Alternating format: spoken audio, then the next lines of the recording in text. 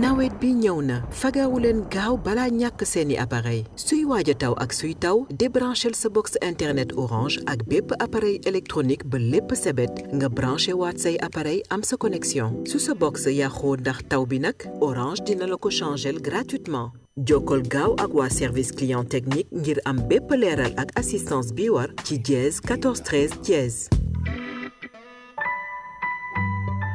Orange. Musique, sport, info, culture, société, économie, éducation. Radio Sénégal International, tout le monde se retrouve. Salam alaikum Sénégal ngi alaikum salam Sénégal ngi nanga def sawa Sénégal ngi mangi fi c'est ça Sénégal ngi Radio Sénégal indi ay coppite ngir li gën waaye ngir li leen di bégal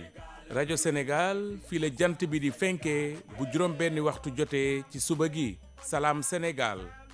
Sénégal ay xibaar yu wér te bees ay archive ay fàttaliku ak i chronique bu leen ko kenn nettali juróom-ñaari waxtu ñaari journaliste di leen jukkil xibaaru réew mi ak bitim réew juróom-ñetti waxtu waxtaan ak ganuk Salam Sénégal juróom-ñetti waxtu bu tegalee fanweeri minute Allô Sénégal di jox kàddu gi askan wi plus près de vous émission buy bég ci yéen te di leen yokk bànneex bégee di leen bégee xumbal ak xumbute ba mi di jot rajo Sénégal di leen jox xibaar yu wér te wóor di leen bégal saa su ne. voilà jërë ngeen jëf ci teewlu bi 8h05 mu yegsi nañ ci pàcc bi noonu dalalee sunu gan le grand entretien mi ngi Maram Ndiaye ginnaaw ba ma la nuyoo ma bàyyi la gan gi. jërëjëf Arouna Diouf maa ngi lay nuyu du nuyu également tous les auditeurs de radio Sénégal amaat mbégte ñëwaat seen biir jotaay muy pàcc bu ñu jagleel gan gi suñu gan ginnaaw ba ñu ko nuyoo mi ngi wuyoo su turu Mohamed Niang xam-xamam màcc wàllu conformité doon koo xam ni tam mbirum bonne gouvernance la ko soxal lool la ñu amaan mbégte di la dalal tey jii ci émission Salam Sénégal dalal jàmm. salaamaaleykum mi ngi Maram maa ngi lay gërëm Arona maa ngi leen di gërëm ci invitation bi ngeen ma defal. di am mbégte loolu di mën a waxtaan ci sujet yi nga xam ne sujet yu am solo pour askan bi ngir mën a leeral am ci waxtaan bu am solo. maa ngi leen di gërëm. alors gis nañ kilifa yees yi wàllu bonne gouvernance def na loo xam ni la leen amal solo la ndaxte teg nañ ci ay jéego waaye tamit am na ay loi yoo xam ni ñu ngi koy xaarandi biir assemblée nationale. mais d'abord première question bi ngi jëm si wàllu administration bu Sénégal ak yorin bi dégg nga le premier ministre barki démb yéy na si yàbbi ban jàngat nga gam yow si administration bu Sénégal est-ce que am nañ administration boo nga xam ni bu efficace la comme nu mu war a doxee. waaw mbirum administration Sénégal je pense que li ñu war a njëkk mën a wax mooy poumon wu li ñuy yoree dëkk bi parce que ñooñu dañ leen jël pour ñu mën a doxal activité réew mi ci fànn bu ne ci pàcc bu ne.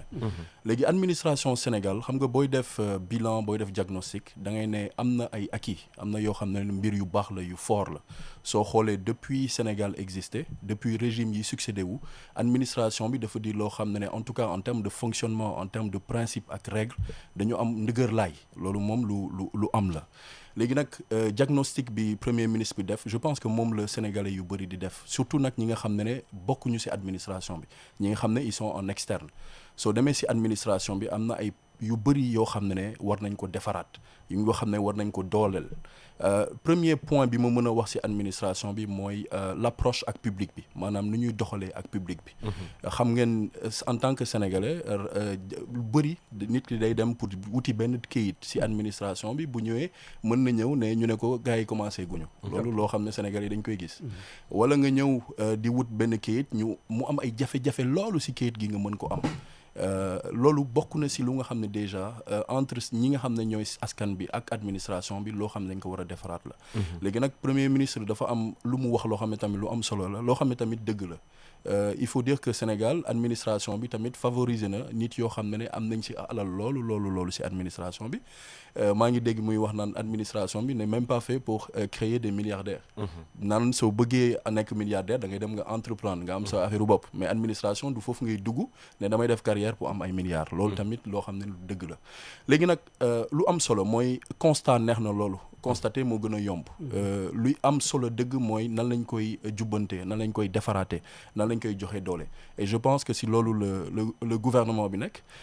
muy taxawaay bu am solo boo xam ne sénégalais bépp waxuma sax koo xam ne da ngay jàngat si wàllum consultance wala dara mais képp kuy sénégalais ay wax la yoo xam ne yooyu rafetlu la am na yeneen wax yu mu wax si mbirum salaire yi disparité salariale yi maanaam kii am payoor bu toll nii kii am payoor bu toll nii moom jot naa sax wax moom la ñaata lay gagné comme salaire wax président bi ñaata lay gagné comme salaire wax ay DG yoo xam ne mën nañ gagné ay juróom-ñaari yoon lu président bi di gagné donc yooyu yëpp mooy yoo xam ne c'est bien wax ko maanaam pour nit yi xam ko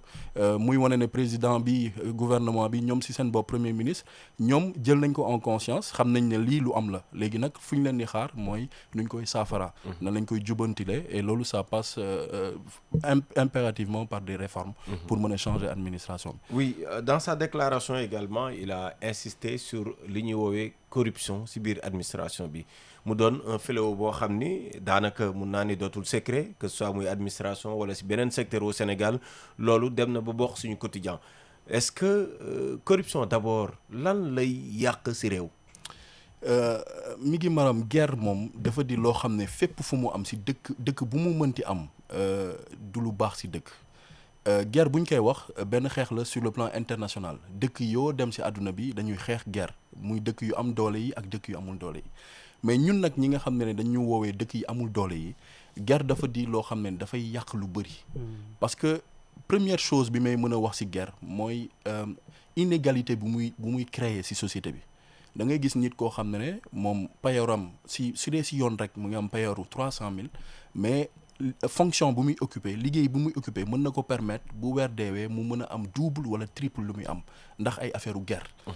exemple yu gën a basique yi joxe naa ko sànq mooy ngay dem di wut benn kayit waaju la ne waaw boo jaaree procédure normale bi da ngay fay 20 000 ba pare day jël 3 semaines nga gis ci biir structure boobu kenn ku la ne non man boo ma joxee 100 000 ma réglé la ko ci ñaari fan nga am ko xam nga donc day indi déjà inégalité dans le traitement entre ñun sénégalais kii mën na am lii bu dee am na moyen kii du am lii parce que amul moyen loolu lu bon la beneen affaire bi mooy guerre bi en fait dafay xaalisu guerre bi boo xoolee en Afrique rek ci boppam waxuma Sénégal mais en Afrique on évalue à plus de 160 milliards de dollars par année xaalis boo xam ne day dem ci guerre bi xaalis boobu buñ ko rentabiliser woon maanaam buñ ko dugaloon fi mu waroon a dugg ci dëkk yu mel ni ñun ma jël exemple Sénégal xaalis boobu mën na permettre ñu mettre en place lu bari loo xam ne day suqali suñu réew ci wàllum éducation ci wàllum santé ci wàllu lu bari donc en conséquence guerre bi dafa di xeex boo xam ne bépp nguur daf ko war a xeex mais rawatina nag nguur yi nga xam ne amul doole comme Sénégal. Alors war nañ ko xeex mais ñun amoon nañ ab kuréel goo xam ne looloo ko tax a jóg ñu koy woowee OFNAC alors est-ce que kuréel gi dafa amul woon doole ba mun ko réussir parce que ba tey comme ni ma ko waxee ci talibeeg feneen ak feneen corruption bi mi ngi guerre bi mi ngi fi gàññ ban jàngat nga amee ci OFNAC bi nga xam ne tey jii moom moo fi nekkoon. waaw xam nga OFNAC dafa di entité maanaam institution bi nga xam ne moo nekkoon en charge de la corruption mais bu ñuy wax xeex guerre man bokk sama xalaat. mooy guerre fépp lañ koy xeexee. OFNAC benn kuréel la boo xam ne ñi fi nekkoon teg nañ ko en place. pour mën a saytu pour mën a xeex guerre sooy def bilan OFNAC booy wax bilan nañ dem plus ci côté efficacité maanaam njëriñu OFNAC bu baax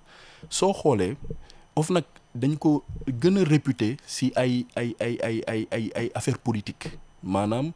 nit koo xam dañ ko jàpp parce que dafa guerre dañ ko jàpp parce que dafa def détournement de fonds publics ci la askan bi gën a xamee OFNAC alors que pour man sama gis-gis OFNAC liggéeyam mooy gën a vulgariser la prévention la lutte contre la corruption loolu c'est la première chose la seconde chose mooy pour man lii indi ñuy changer lii ñuy indi coppite mooy foo gis institution boo gis baax na bu dawee pendant quelques années nga toog nga taxaw nga def seetlu nga ne lan laa ci mën a dolli nan laa ko war a mën a doolelee et pour man loolu mooy aujourd'hui l'esprit même qui anime le gouvernement c'est de dire comment on va réformer comment on va encore renforcer lu mel ni OFNAC pour man foofu la coppite bi jóge léegi nag am na benn wax aussi bu am solo boo xam ne le directeur de cabinet adjoint du président de la République monsieur Alpha Ndiaye nee na déjà si membre OFNAC yi dañuy def léegi un appel à candidature pour membre OFNAC yi loolu déjà c'est benn changement bu rëy la parce que xam nga mbirum corruption du da ngay ñëw rek nga ne nit yi ñoom moom xeexu corruption il faut qu'on ait quand même une entité assez inclusive si lan inclusive si xam-xam bi inclusive si expérience bi pour mën a taxawal lii nga xam ne mooy guerre booy wax bilan en termes d'efficacité d'inefficacité man personnellement je pense que OFNAC waroon na mën a gën a indi li muy indi actuellement en respectant quand même le travail qui a été fait jusque-là mais quand même je pense qu'on aurait pu avoir de meilleurs résultats suñu changer lu bëri en termes de fonctionnement en termes de portée ak surtout en termes de prévention de ce qui se passe au niveau de l'OFNAC. Alors tey si àllarba ji Assemblée nationale bokk na si lu muy càmbar le bureau en tout cas mooy loi bi nga xam ne dafa jëm si ab OFNAC maanaam kuréel goo xam ni itam président de la République Bassirou Diomaye Diakhar Faye ak i jëwriñam adopté nañ ko conseil des ministres bi ñu génn suñu bëggee am kuréel goo nga xam ne dina wuyoo turum gën a efficace ba fi nekkoon yow lan nga jàpp ni tey jii moo war a doon attente yi moom moo war a doon levier yi ñu war a sukkandiku. xam nga lépp luy institution lépp luy organe dafa am benn élément clé bu tudd gouvernance gouvernance bi nag mooy wax aussi ci wàllu rattachement et loolu am nañ ko aujourd'hui l'OFNAC est rattaché directement au président de la République mais en fait doole wu OFNAC ñiy jiite réew mi ñoom ñoo koy jox doole déjà par leur conduite ñoom quand je parle de conduite mooy ñoom nan la ñuy doxalee aujourd'hui l'administration nan la ñuy doxalee li ñu leen jiite nan la ñuy mën a gérer bu baax alalu askan bi loolu mooy première chose donc en termes de gouvernance côté rattachement aujourd'hui c'est rattaché au président de la République loolu c'est déjà bien deuxième chose wax naa ko sànq mooy sur les membres man sama gis-gis mooy pour man OFNAC dañ ko war a réformer ba membres yi ñu xool ñi nga xam ne en termes de profil en termes d'expérience am nañu li war pour mën a gérer OFNAC troisième chose mooy aussi au niveau des moyens de lutte contre la corruption xam nga corruption guerre boo toogee rek yow nga foog ne guerre da ngay toog sa bureau toog xaar nit yi wax la waxu guerre da nga juum pour man il faut renforcer en contrôle c'est-à-dire que il faut que organes yooyu di mën di dem di saytu notamment si mbirum administration bi nan la affaire yi di doxee xam nga ñun ñëpp ay sénégalais la ku si ne am nga mbokk fii am nga mbokk fee am nga xamee fii am nga xamee fee institution yi gën a névralgique si wàllu maanaam yi gën a fragile ci wàllum guerre institution yooyu dañu war a gën a def l'objet de contrôle mu wóor ne que on a les moyens pour contrôler li fay xew autre point mooy sur la digitalisation des process dañ koy wax souvent xam nga bu njëkk ba da ngay jël boo doon yónnee xaalis imaginons man moo bëgg yónnee xaalis mi ngi maram mu ngi Pikine man maa ngi Dakar maa ngi Yoff dama naan mi ngi bu subaa ñu daje ma jox la wala bu subaa naa yónnee ndaw léegi xam nga loolu amatul léegi da ngay ñëw nga xool sa téléphone nga dugg ci application yi nga yónnee xaalis loolu processus yu mel noonu muy digitaliser les transferts yi am actuellement même processus bi la ñu war a def ci administration bi pour digitaliser ko et loolu je pense que nguur gi mu ngi ci liggéey donc OFNAC aussi dans li nga xam ne moom la yore dans ses recommandations et dans aussi ses fonctions il faut au maximum que recommandations yi muy joxe mu pertinentes et mu adapté à typologie de société bi ñu am affaire yi dootul pour man xam nga les choses évoluent rapidement li ñu amoon bu njëkk amatul léegi bu njëkk ba da nga daan toog sa bureau xaar ñu ne la corruption nga ne waaw maa ngi xaar pour def investigation non du noonu léegi il faut que yow nga déplacé wu vers fi nga xam ne ay secteurs sensibles lañ yoo xam ne guerre baa ngi fa fees fa del loolu c'est une avancée et l'autre point important mooy sur la partie répression maanaam gis nga bu ñu demee ba jàpp ba ne lii guerre la ba jàpp les auteurs ñu ne ñii ñoo def guerre il faut que peine yi aussi muy tolloog li préjudice bi ngay subir loo askan bi parce que xam nga xaalis boo xam ne dafa war a dem ci askan bi benn nit ñëw jël ko moom féetewoo ko wala ay kuréelu nit ñooñu bu ñu leen jàppee aussi il faut que ñu leen di mën a di teg ay daan yu am doole loolu il faut pas que mu am complaisance xam nga bu njëkk ba am na yu fi xewoon maanaam nga dégg sax ñu ne la woy am nañ def nañ saytu mais saytu bi ñu paree man maa ci teg sama loxo parce que bëgguma li yooyu il faut que mu dañ il faut que au plus haut sommet de l'État et loolu je pense que le gouvernement si loolu la nekk ñuy montrer l'exemple ki nga farak koo farul képp ku nga xam ne da nga laale ci guerre yow bu ñu la jàppee daan yi dafa war a doon daan yu mat sëkk. alors kuréel boobu Mohamed Niang ñu rattaché ko présidence de la République ci yoonu ko indépendance comme ni ñu ko bëggee mu taxawee ko ndax loolu aussi mënul nekk aussi problème bi le fait que ñu rattaché ko ci kilifay réew mi. non xam nga président de la République bi ñu koy il faut dire que le président de la République moom la Sénégalais yi wóolu au suffrage universel direct ñoom ñëpp ñu ne Bassirou Diomaye Faye la ñu nommé comme président de la République donc il y a ce sentiment de confiance entre le président de la République et le peuple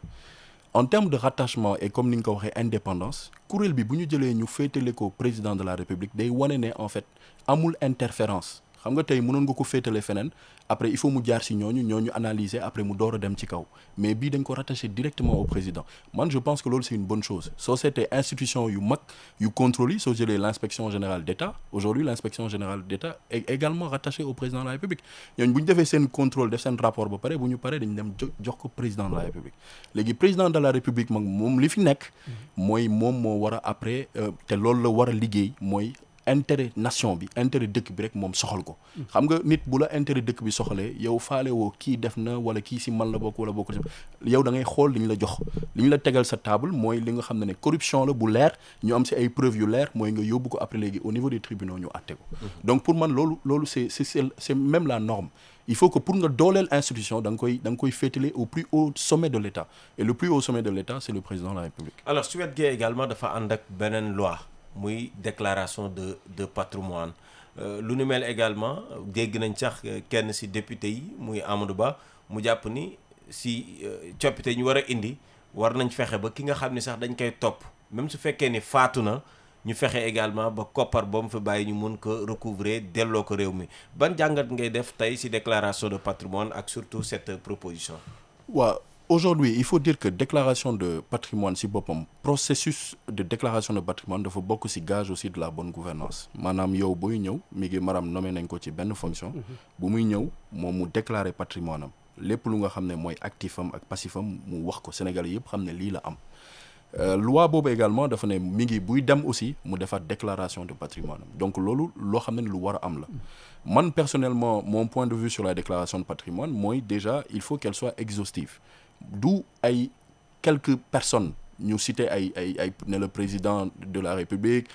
président premier ministre ministre DG non pour man déclaration de patrimoine man sama gis-gis elle doit être vraiment exhaustive ñëpp ñi nga xam ne dañoo am ay responsabilités notamment des responsabilités budgétaires ñooñu dañ leen a war a boole ci déclaration de patrimoine léegi li Amadou Ba wax et man je trouve que c'est très pertinent exemple bu simple mooy Mohamed Niang tey dañ ko nommé DG benn structure mu toog moom mu détourné xaalis yoon def liggéeyam ba mu leer ne détourné na xaalis léegi Mohamed Niang finalement mu génn àdduna bu ñu nee ñun fa la ñuy yemalee analyse bi loolu dafay des parce que quand même xaalis bi des bi nga xam ne famille Mohamed Niang dañ koy hérité xaalis boobu Mohamed Niang moomu ko donc loolu aussi c'est une limite donc pour man c'est vrai qu'il faut étendre aujourd'hui les poursuites. Il ne faut pas dire que l'extinction de la poursuite s'arrête quand la personne n'est plus là. Il faut dire et faire quand même une vérification assez technique pour dire lii la ñu amel donc lii la ñu jël ci patrimoine am de façon générale si diine suñu diine boo génnee àdduna dañuy ñëw ñu ne ku mu amel bor. donc cas bi mi ngi maram wax. kooku tamit dafa amel bor askan bi. parce que xaalis bi mu jël boole ko ci. patrimoine am daf ci am xaalis boo xam ne moomu ko donc si say bor nag boo demee bëgg tàlli après janoog suñu borom faa nga fay say bor et xaalis boobu si la bokk léegi nag pour man loolu sax on va dire c'est après coup xam nga lan moo gën a efficace mooy c'est la prévention ñun waruñu sax aujourd'hui dans nos structures étatiques di war a seetaan nit di mën a gérer ay budget di def détournement de deniers publics ba muy àgg benn niveau bi ba ñuy ne kii il est passé d'un simple citoyen qui gagnait peut-être 200 000 francs et maintenant il est milliardaire loolu bu amee rek ça veut dire que ñun si suñu wàllu bopp dans nos procédures dans nos process il y a forcément des vulnérabilités il y a des failles et en conséquence man je suis plus sur la partie prévention ak sur la partie contrôle prévention ak contrôle moo lay permettre même bu dee dina am ku jël li muy jël mën a tuuti te nga koy teel a gis loolu la ñuy wax le système de détection précoce nga koy teel a gis parce que tamit c'est une perte de temps et c'est une perte aussi d'argent que nit ki di détourner ba yow mu bàyyi ngay door a xam ne ni kii nakati détourner na lii il faut des mécanismes de contrôle yoo xam ne day permettre même dans le cadre de l'exercice de ces fonctions ñuy mën a xam ndax affaire yi mu ngi koy jaarale si alors parmi ces mécanismes kon mën nañ ci tudd yeneen ñaari loi yi des protection des lanceurs d'alerte ak accès à l'information. Waaw bon pour le premier cas protection des lanceurs d'alerte je pense que boobu il faut que ñu def ci nànk parce que fii réew mi toll nii ku nekk dafa am accès au public tey bu ma jëloon sama téléphone ma taal sama TikTok mën naa wax lu ma neex. après ma jàllale ko su ma defoon YouTube ma taal live bu ma neexee ma wax lu ma neex su ma neexee léegi ma ñëw wax Arona fekk man peut-être Arona dama ko ameeloon bor mu fayeeku ma fayeeku bi metti ma. ma commencé attaquer Arona. donc lanceur d'alerte c'est une grande avancée pour une démocratie d'ailleurs ñi ko am sax pays africains yi ko am bëriwul. et en général pays africains yi ko am c'est des pays anglophones donc loolu c'est une grande avancée et loo xam ne day dooleel bonne gouvernance loolu moom ñun dañ ci kontaan et je pense que loolu bokk na ci l'un des premiers discours du président de la République bu mu ñëwee ça a pris du temps parce que bi mu ko waxee ne dinañ mettre en place benn loi ci lanceur d'alerte yi ak léegi quand même yàgg na. il avait dit 5 mois njëkk. très bien loolu ça veut dire que ñu ngi njortu ne liggéey bu sérieux liggéey bu dëggu bu baax lañ def pour mën a indi loi boobu. léegi nag quand je dis sensible mooy en fait lanceur d'alerte il y a quand même des critères xam nga lanceur d'alerte c'est un statut c'est pas une fonction. ok Mohamed Niang mënul toog ñu ne ko yow looy liggéey mu ne ma lanceur d'alerte la loolu amul lanceur d'alerte c'est un statut maanaam da ngay nekk lanceur d'alerte bi ngay yow ni ñu koy waxatee indi benn alerte indi benn information boobu tamit il faut que yow nga jànkonteeg information bi c'est-à-dire que man mënu ma nekk lanceur d'alerte bu fekkee ne dañ may waxloo. par exemple Arona moo gis ay information ñëw jox ko Mohamed Niang diffusé ko loolu du lanceur d'alerte c'est quelqu'un qui a quand même eu l'expérience maanaam mën na nekk fu muy liggéeyee mën na nekk ci leneen mais au moins li muy wax moom maîtriser na ko xam na ko bu ko yoon woowee ne ko nga justifier ko moom mën ko justifier et lanceur d'alerte aussi bu ñu koy wax il faut toujours avoir en tête l'idée d'intérêt général on parle plus de lanceur d'alerte dans l'intérêt public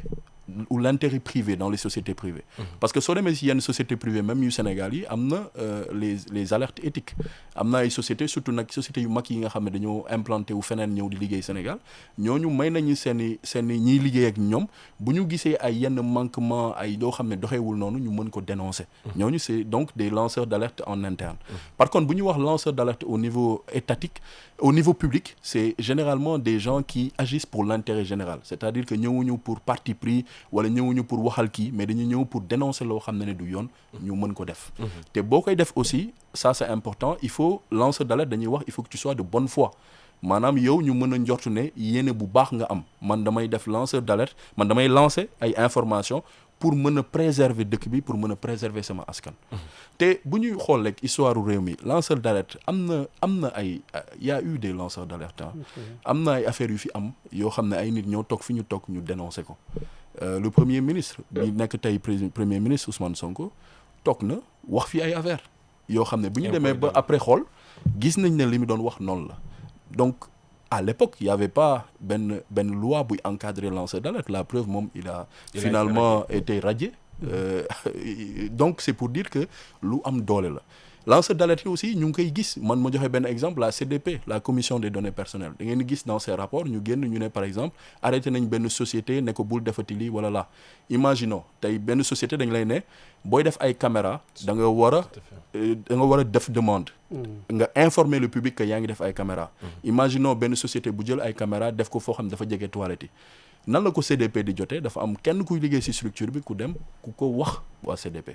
donc le mécanisme de lanceur d'alerte existe déjà mais léegi c'est plus comment l'encadrer et deuxième chose mooy tenir compte aussi de notre environnement actuel ñun Sénégal fi mu toll nii dëkk bi quand même mën nañ ne yàqante bi waxante bi lu ñaaw li daf fi bëri donc il faudrait est-ce que du foofu mooy risque bi peut-être oui. waaw justement moo tax nañuy wax encadrer ko c'est-à-dire que tey doo ñëw rek wax lu la neex man ma ñëw tey comme ni ma jox exemple sànq Arona ma ameeloon ko bor mu ne ma fay ma dem yàq ko ci askan bi ne man def naa lanceur d'alerte li ñuy wax lanceur d'alerte c'est plus loo xam ne déjà c'est pas on va dire des intérêts yéen ñaar ça concerne l'intérêt public première chose deuxième chose mooy il faut que tu aies quand même des éléments probants man mënuma société X waaw société X fay ñu salaire yi société X amel nañ kii te man société X musuma fa dem xaw ma fa kenn xaw ma sax nu may demee bi ñu ma woowoon ne ma yow prouver ko mënuma ko prouver kon xam nga loolu du lanceur d'alerte cette loi nag loolu lay ñëw indi déjà lan mooy critère d'éligibilité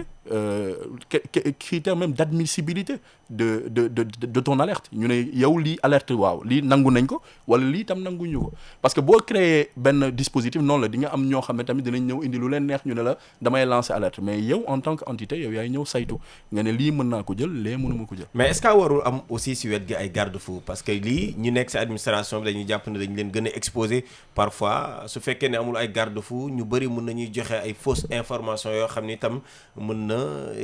gànkal deru nit ñi. non am na ay garde-fou bon garde-fou bu njëkk bi mooy déjà lii dina yee ñiy doxal ci administration bi ça veut dire que yow bu ñu créer benn loi boo xam ne lanceur d'alerte la yow en tant que njiit wala yéen en tant que njiit xam ngeen ne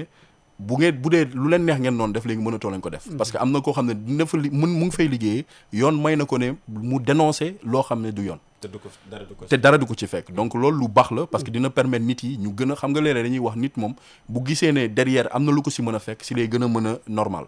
loolu lu baax la deuxième chose mooy yow mi tamit di def di diffuser information bi yoon waxu la da ngay ñëw nga diffuser lu la neex yoon waxu la nga ñëw wax loo xam ne du dëgg nga def ko déjà c'est ce que je disais dans même li ñuy nangu silence si alerte bi ngay yónnee maanaam si information bi dinañ la laaj yow foo ko jëlee dinañ la laaj aussi ay éléments probants donc loolu aussi ça permet de dissuader ñi nga xam ne dañuy ñëw pour par exemple yàqal nit wala wax lu amul ñooñu duñu crédible parce que seen alerte yooyu duñu ko jël. Et autre chose il y a aussi ce principe de confidentialité de alerte yi affaire yi du da ngay exposer les lanceurs d'alerte dañuy wax rek yow après derrière nga dem ne waaw Mohamed Niang moom moo wax lii Mohamed Niang nii la tudd fi non c'est pas ça. Il y a un principe de confidentialité jusqu'à ce que muy àgg benn niveau bi nga xam ne fa la ñuy àttee boobu les juges les magistrats ils peuvent se permettre quand même de déflorer un peu l'identité des personnes. Alors on termine avec l'autre loi muy accès à l'information boobu itam pour tous les citoyens là pour la société civile pour les acteurs des médias également. Une autre avancée mën nañ ko wax noonu si réew mi. waaw boobu également c'est une grande avancée loolu lu baax la li nga fi loi yi nga fi cité yëpp pour man loi yoo xam ne la yuy dooleel gouvernance la bonne gouvernance loi yoo xam ne day permettre li amoon bu njëkk entre ñiy jiite ak ñi ñu jiite mu dañ barrière boobu dañ parce que plus ngay créer ay loi yuy gën a yombal information bi entre les gouvernants et les gouvernés da ngay kii lu bëri léegi loolu noonu c'est dans la transparence le fait de dire maintenant dañuy joxe information nit yi di si am accès loolu day gën a dooleel transparence parce que citoyen bi moom mi nekk ci dëkk bi yow mii nguur da nga am loo xam ne da nga ko amel comme information moom information boobu war na koo mën a jëli war na koo mën a am donc cette loi loolu lay ñëw dooleel si pour que nit yi di mën a gën a am accès ci information yi et ça c'est même on va dire un principe de communication nit ki communication du da ngay saytu rek ne lii dinaa ko wax lee du ma ko wax quand tu communiques il faudrait aussi qu'on s'entende sur des principes de communication yoo xam ne dama ko moom waruma la ñaan pour nga jox ma ko dama ko war a jox directement. Alors Arouna, notre invité c'est Mohamed Niang. Mohamed Niang, il est spécialiste de conformité et passionné des questions de gouvernance publique. Ce matin, nous parlons de ces lois qui doivent passer à l'Assemblée nationale. Le bureau se réunit ce mercredi d'ailleurs pour étudier donc ces projets de loi qui ont été adoptés en Conseil des ministres. Parmi ces lois, la réforme de l'OFNAC. Si on devait faire une évaluation de cette institution qui existait depuis des années, que faut-il retenir et peut-être quelles sont les réformes que les autorités doivent apporter pour avoir une institution beaucoup plus efficace? D'emblée, je souhaite dire en fait qu'il est bon de réformer. Vous savez, je pense que le président a pris le pouvoir il n'y a pas très longtemps, 1 an et quelques mois. Il a trouvé des institutions qui sont en place et l'OFNAC figure quand même dans une place très privilégiée dans tout ce qui est organe de lutte contre la corruption, contre la malgouvernance. En ce sens, je pense qu'il est important pour notre pays de pouvoir se lancer dans des réformes. Qui dit réforme dit amélioration. Qui dit réforme dit renforcement des pouvoirs. Qui dit réforme également dit réforme à tout point de vue, sur les critères de fonctionnement, sur les règles même directeurs qui permettent de faire fonctionner cette institution. Donc à ce titre, moi je pense que déjà le constat qu'on peut faire, c'est qu'en fait l'OFNAC est une entité aujourd'hui très administrative. On l'entend souvent dans la publication on va dire de rapports qui concernent plus des hommes politiques. C'est vraiment un organe qui est très politisé au Sénégal. Alors que l'idée derrière, c'est de pouvoir, on va dire, faire un travail rigoureux, technique, pour lutter contre la corruption. Donc, le bilan que j'en fais, c'est aujourd'hui, je pense qu'il y a matière à réformer. Aujourd'hui, il est important que les Sénégalais soient beaucoup plus, on va dire, alertés, informés sur la corruption, formés sur la corruption. Je pense qu'il doit y avoir, on va dire, une meilleure collaboration. Quand je dis collaboration, c'est qu'il y ait, on va dire, une meilleure proximité entre cette institution et le Sénégal. Parce que comme on le dit, la corruption au Sénégal est un phénomène qui se trouve partout. Hein. Aujourd'hui, vous allez dans l'administration publique, n'importe quel Sénégalais peut vous présenter des cas de corruption. Donc il est important que cette institution puisse procéder à des réformes, à des dispositions nouvelles qui vont permettre de mieux lutter contre la corruption. Oui, mais comment renforcer l'indépendance? Arona l'a dit tout à l'heure. Comment renforcer cette indépendance réelle de l'OFNAC vis-à-vis surtout de l'exécutif? Oui, en fait, aujourd'hui, je répondais à Arnaud tout à l'heure en lui disant que moi, en termes de rattachement, le fait de rattacher l'OFNAC au président de la République, déjà, c'est une bonne chose. Parce que c'est un signal en termes de gouvernance très fort. Ça voudrait dire que les rapports de l'OFNAC sont directement envoyés au président de la République. Ça permet d'éviter toute interférence. Les autres institutions n'ont pas encore accès au rapport. Le travail technique est fait et après le rapport est envoyé au président de la République. Mais nous partons toujours du prisme que le président de la République est la personne de confiance du peuple sénégalais qui est là pour servir les intérêts des citoyens. En ce sens, ces rapports qui lui sont destinés sont normalement destinés à faire l'objet de poursuites dans le cas de faits avérés de corruption ou d'éléments corrélés à la corruption. À ce titre, pour moi, ce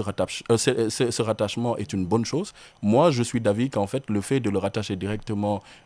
au président de la République est quelque chose de bien. Ce n'est pas forcément une limite par rapport à son fonctionnement, par rapport à ses missions intrinsèques. Oui, la déclaration de patrimoine également fait partie des textes qui seront soumis donc aux députés. Si on parle également de réformes, qu'est-ce qu'on doit apporter de nouveau dans ce texte-là? Oui, aujourd'hui, le texte qui est en vigueur parle d'une déclaration de patrimoine à l'excession de la fonction, quand on dirige une fonction publique,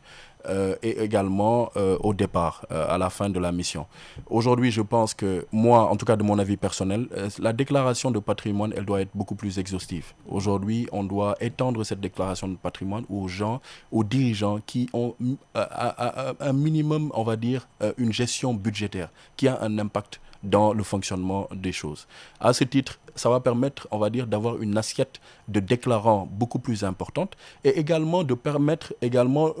par rapport à ces gens, de savoir un peu leur patrimoine. On ne peut pas quitter, et bon, c'est des situations qui sont arrivées et qui sont à déplorer. Une personne qui avait un salaire de 200 000 francs, qui est nommée dans une structure, après qui se retrouve avec des milliards. Je pense que le Premier ministre l'a dit il n'y a pas longtemps. Il est inadmissible, inacceptable dans un pays en développement comme le Sénégal que des personnes puissent quand même avoir une telle richesse sans qu'il y ait des mécanismes de contrôle, sans qu'il y ait des mécanismes de prévention assez forts pour mitiger ces risques. Donc la déclaration de patrimoine est un outil, encore une fois, important dans la bonne gouvernance, dans la lutte contre la corruption. Et cette déclaration de patrimoine, comme je l'ai dit, elle doit être vraiment exhaustive. Aujourd'hui, la portée de la loi, à mon avis, doit être encore élargie. Il faudrait qu'on aille vers un système où les gens qui dirigent, les gens qui sont aux commandes, qu'on puisse savoir leur patrimoine à l'entrée, lors de la prise de fonction et à la sortie. Merci beaucoup Mohamed Niang. Pour rappel, vous êtes spécialiste conformité et passionné des questions de gouvernance publique. Radio Sénégal vous remercie. C'est moi qui vous remercie, Migui. Je remercie également les auditeurs. Merci beaucoup. Et bonne journée à vous. Merci beaucoup Arona. jërëjëf Migui Maham Ndiaye li ñu waxtaan nekk